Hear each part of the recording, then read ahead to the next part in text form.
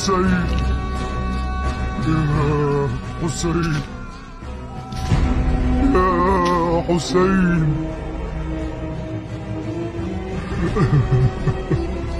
نور عيني نور عيني يا حسين. السلام عليك يا أبا عبد الله. المسنيه يا عطية. میں نے جابر کا ہاتھ قبر امام حسین علیہ السلام پر رکھا. جابر نے بے ساختہ اپنے آپ کو قبر امام علی مقام پر گرا دیا اور بے ہوش ہو گئے.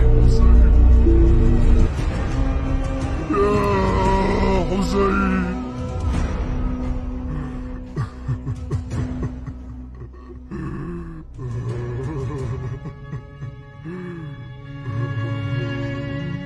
اور مسلسل کہہ رہے تھے یا حسین یا حسین یا حسین. جب 3 مرتبہ آواز دینے کے بعد جابر نے کوئی جواب نہ سنا تو فرمایا حبیب لا یجیب حبیبا.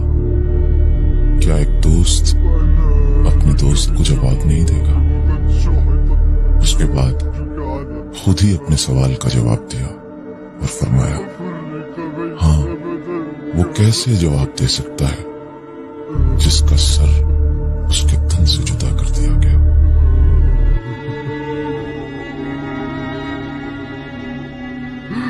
فأشهد أنك ابن النبيين وابن سيد المؤمنين. السلام عليك وعلى الأرواح التي حلت بفنائك وأنا آخذ برحلك.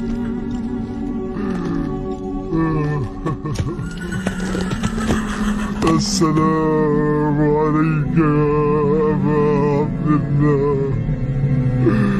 السلام عليك يا أبا عبد الله.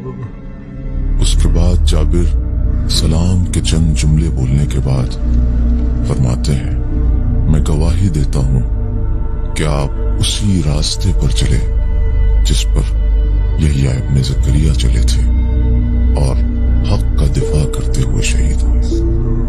پھر جابر نے شہدائے کربلا کو مخاطب قرار دے کر فرمایا سلام ہو ان روحوں پر جو حسین کے آستانے پر نازل ہوئی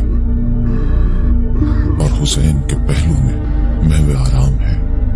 میں گواہی دیتا ہوں کہ تم نے نماز قائم کی، زکوٰۃ ادا کیا، اچھائیوں کی طرف دعوت دی، برائیوں سے روکا اور اپنی آخری سانسوں تک عبادت پروردگار میں مصروف رہے. اس کے بعد جابر کہتے ہیں قسم ہے اس خدا کی جس نے محمد کو حق کے ساتھ مبعوث کیا کہ ہم بھی اس ثواب میں شریک ہیں جس میں تم داخل ہو. یہ سن کر عطیہ کو بہت تعجب ہوا. انہوں نے پوچھا کہ جابر ہم کیسے ان کے ثواب میں شریک ہو سکتے ہیں جبکہ ہم نے وہ مصیبتیں نہیں اٹھائی ہیں جو انہوں نے اٹھائی. ہمارے بدن پر تلواروں کے زخم نہیں ہیں، ہماری عورتیں بیوہ نہیں ہوئی ہیں، ہمارے بچے یتیم نہیں ہوئے ہیں، تو پھر ہم کیسے ان کے ثواب میں شریک ہو سکتے ہیں؟ یہ سن کر جابر جواب دیتے ہیں اے عطیہ میں نے اپنے محبوب رسول خدا صلی اللہ علیہ وآلہ وسلم سے سنا ہے کہ جو بھی کسی قوم سے محبت کرے گا اللہ اسے اسی کے ساتھ محشور کرے گا، اور جو بھی کسی کے عمل کو پسند کرے گا تو وہ اس عمل میں شریک ہوگا. قسم ہے اس خدا کی جس نے محمد کو حق کے ساتھ مبعوث کیا